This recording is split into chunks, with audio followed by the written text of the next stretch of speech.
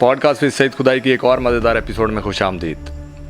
यहाँ हम मुख्तलिफ मसाइल पर गौर करने लगे हैं जो आज के ज़माने में हमारी दुनिया को मुख्तसर कर रहे हैं। आज की एपिसोड में हम मणिपुर के बारे में बात करने जा रहे हैं। ये भारत की एक मशरकी स्टेट है जहाँ पे आजकल बहुत ज़्यादा फसाद बरपा हुए हैं। ये फसाद क्यों बरपा हुए हैं, इसकी हिस्ट्री क्या है, इसके पीछे की कहानी क्या है, इस पर बात करेंगे। तो वीडियो को आगे बढ़ाते हैं। मणिपुर के हालात को समझने से पहले हम उसके तारीखी कॉन्टेक्स्ट पर नज़र डालेंगे। मणिपुर एक खूबसूरत स्टेट है जिसको उसके दिलकश मनाजरों, मुख्तलिफ कौमों से पहचाना जाता है, लेकिन इसकी खूबसूरती के पीछे मौजूद एक लंबा तारीखी दौर है जिसमें सियासी टकराव, शनाख्त के मसाइल और डिफरेंट डायनामिक्स शामिल हैं। मणिपुर की तारीख कदीम ज़माने तक जाती है।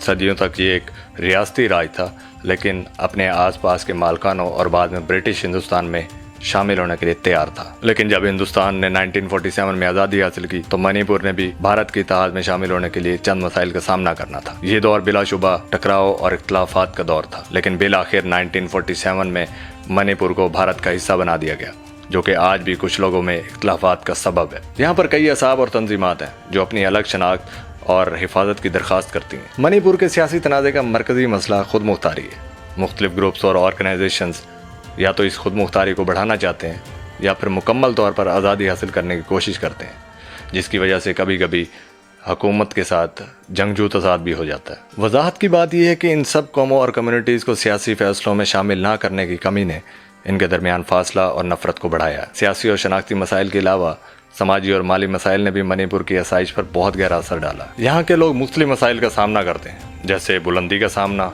नाकाबिल इत्तफाक इंफ्रास्ट्रक्चर और ज़रूरी सर्विसेज तक पहुंचना मुश्किल है, जिसकी वजह से नौजवानों में शिकायत और मायूसी फैलती जा रही है। मामला और भी ख़राब होता गया जब आर पार के ग्रुप्स मुख्तलिफ जंगों में इस रीजन में वाबस्ता हो। इन ग्रुप्स ने अपने मकासद हासिल करने के लिए मुख्तलिफ तरीक़ों का इस्तेमाल किया, जिसमें आर्म्ड कॉन्फ्लिक्ट भी शामिल है। कुछ ग्रुप इस इलाके से अलग होने की बात करते हैं, जबकि दूसरे ग्रुप मुख्तलिफ कौमों के हकूक़ की हिफाजत की मुखालफत करते हैं। इन मूवमेंट्स की साजिशकारी तबीयत ने बाज़ औक़ात डिफेंस फोर्स के साथ भी टकराव का सबब बनाया, जिसकी वजह से सिविलियंस को नुकसान उठाना पड़ता है और इंसानी हकूक़ के मसाइल और भी ज़्यादा गहरे हो जाते हैं। हुकूमत ने मणिपुर के मसाइल को हल करने के लिए बहुत से इक़दाम उठाए, जिसमें डायलॉग, तरक्याती इनिशिएटिव्स और सिक्योरिटी मेजर्स शामिल हैं। लेकिन मसाइल के गहरे और कॉम्प्लेक्स होने की वजह से इन मसाइल का हल पाना मुश्किल साबित हो गया। आसाइश के दौर में दोनों स्टेट और नॉन स्टेट एक्टर्स की इंसानी हकूक़ की खिलाफ वर्जियों की वजह से भी बहुत से कंसर्न्स उठ गए हैं।